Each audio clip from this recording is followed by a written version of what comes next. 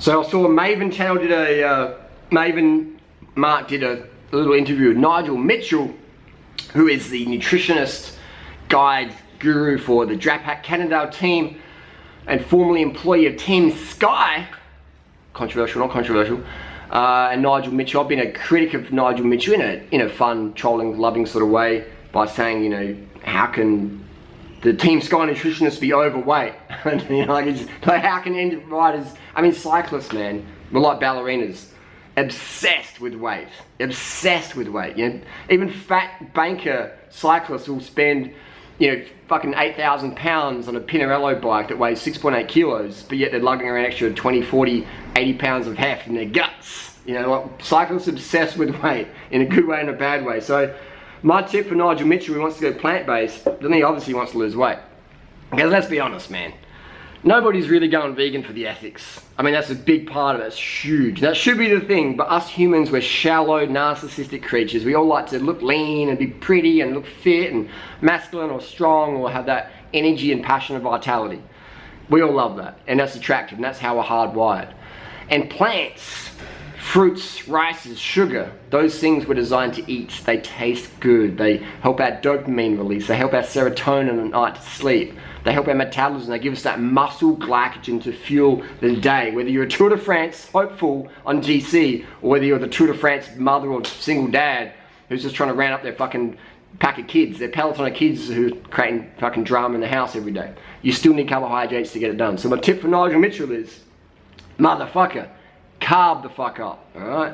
I see it in cycling. I mean, I've talked with Dr. Ferrari about this. There's this big carb phobia. Even Dr. Ferrari admits that not enough riders of pro level eat enough carbohydrate for that daily muscle glycogen replenishment. And they focus on protein. It's like, come on man, like, we're taking corticosteroids, you know? I mean, it's pretty obvious that Team Sky had so many dosages of corticosteroids, like they couldn't find out where they went. You know, it's like, come on man, like, everyone knows you ain't gonna win a Tour de France without shooting up corticosteroids. They give you an incredible feeling of well-being. They lean you the fuck out, all right? And they're totally legal if you have a TUE. So there's this whole discussion about nutrition, but there's not much discussion about doping. And if people talk about Team Sky or Lance Armstrong or anything and drugs, it's generally in a negative sense.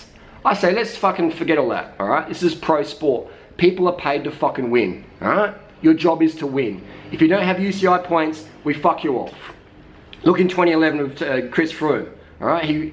He was considered his domestic continental support, which means you're the bottle carrier in B races, alright? And then he went to the Vuelta, ripped shit up.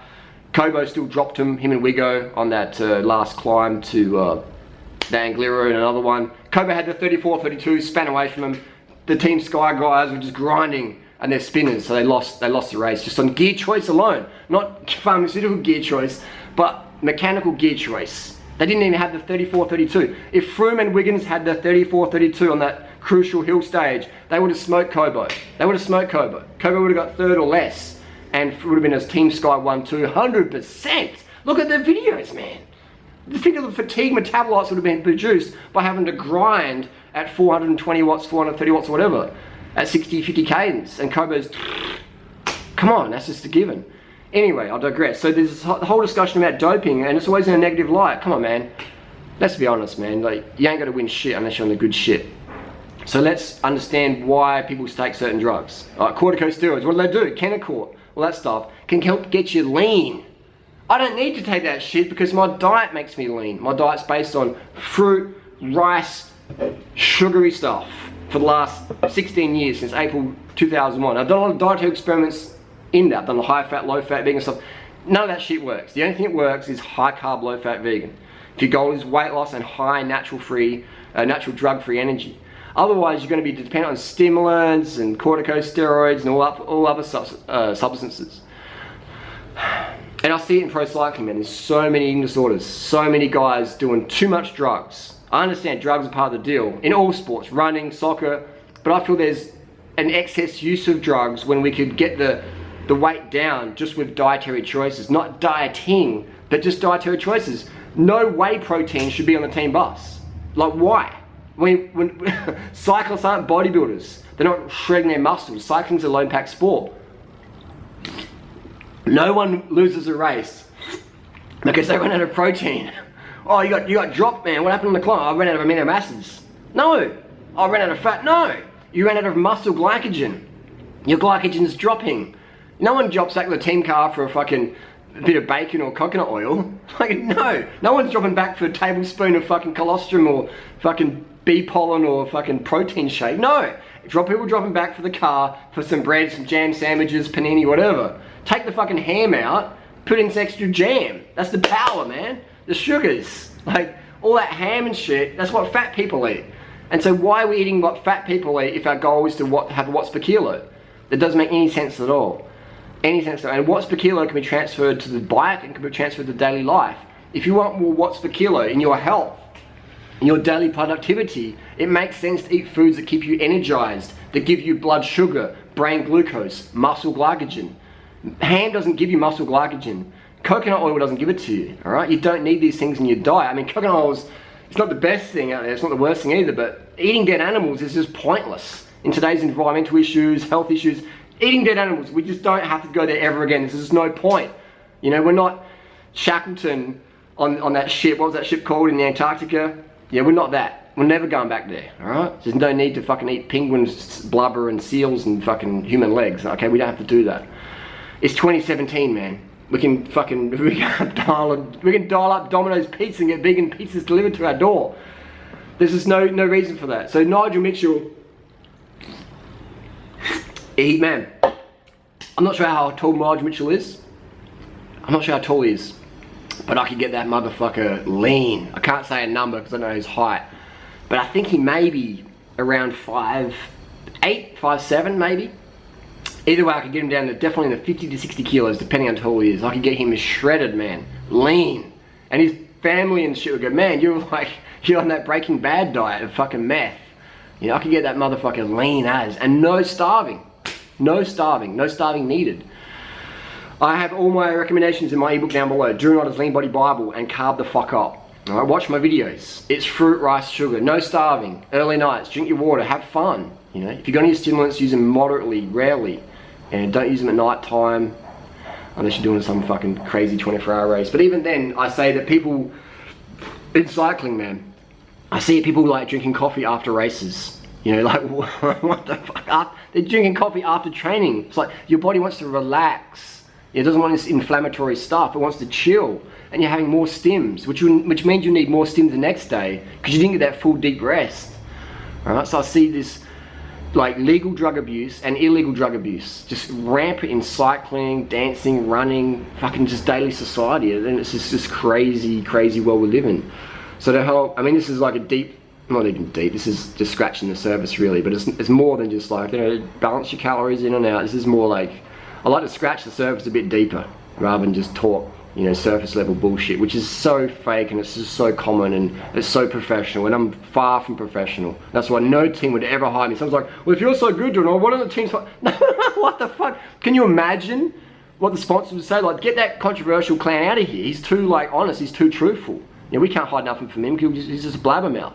I'd rather be a blabbermouth and help people than be politically correct professional who gets paid. I get paid more than him anyway, but who gets paid to just be a muppet, a puppet, you know, a shadow of what your true self is. I like being who I am, and I love helping people get the best results ever.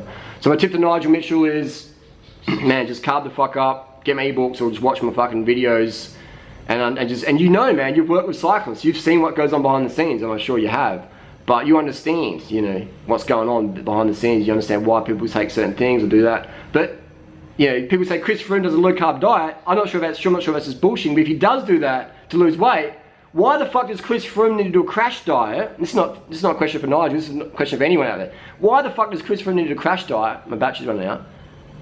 You know, why does he have to do a crash diet? Why? Why don't I have to do a crash diet and I'm as lean as Chris Froome? And I can get leaner than him if I train him as much as him. Why don't I have to do a crash diet? It's not genetics, it's dietary choices all year long. Okay? So ask yourself that question. Why would Chris Froome have to do a crash diet to lose weight for the Tour de France when Durianrider sits around on his ass 70 hours a week drinking Sprite, eating fruit and rice, doing fuck all training, and lean as any Tour de France winner? How? Why? How does that happen? Okay, you've been lied to with nutrition. The protein, that fat bullshit, it's all bullshit. So battery cut out. Why does Chris Froome need to do it? Why? Because he's taking the wrong advice, man. If I was coaching Chris Froome, man, that motherfucker would get way better results. Way better results. Because if you're eating low carb, you can't fucking train, man. You're losing training. And if oh, what the fuck? Like, why take whatever they're taking to do more training at harder intensity to recover faster if you're eating a diet that makes you recover like shit? You know what I mean? Dr. Atkins was 258 pounds when he died. Obese, had heart disease. That is not someone you want to take advice from. Low carb is bullshit, man. You can't push watts. What's the point of fucking getting your hemoglobin at 200, doing blood doping, whatever the fuck's going on? Why do that if you're gonna struggle at doing 200 watts in a low carb ketogenic diet? It's bullshit. Someone says, if you eat sugar, you'll get sugar metabolic disorders. Like me. That's what you'll get. This is a sugar metabolic disorder. It's called the durian look. The durianrider look. You know what I mean? People are like, Durian, you're wrong, you're wrong. Show me someone on the planet who gets better results for people than I do. Drug-free. And when you can show me that person, puts on a free festival and has cyclists come around the world every single year, and every year they come, they get smaller and smaller and smaller, faster and faster and faster. Show me that person, because I'll go to their festival and I'll study and I'll look and I'll observe and I'll pay attention. But you can't, because there's no one else doing it like I'm doing it, man. Because everyone else is too afraid to say what's true. Think about it. And when I say people are afraid, I'm not saying they're bad people. I'm not saying they're weak. I'm just saying that people care about their reputation or their professionalism or their contract or whatever. I don't give a fuck about that. I make more money than any of these team nutritionists. I got more freedom than anyone. Any of these pro riders, I got more freedom to say what the fuck I want to say. So when I say people are afraid, it's they're afraid more of financial consequences. They're afraid of not being socially approved. I can give a flying fuck what people think of me. All I give a fuck about is sharing my story, sharing the truth, giving people the best advice ever. That's all I give a fuck about every single day. Carbs, carb the fuck up, motherfuckers. Carb the fuck up. Corn, rice, potatoes, yams, bananas, mangoes, dates, plantains, melons, blueberries, blackberries, mulberries. Get them motherfucking carbohydrates in. Go vegan, motherfuckers. Carb the fuck up, the fuck up, the fuck up, the fuck up.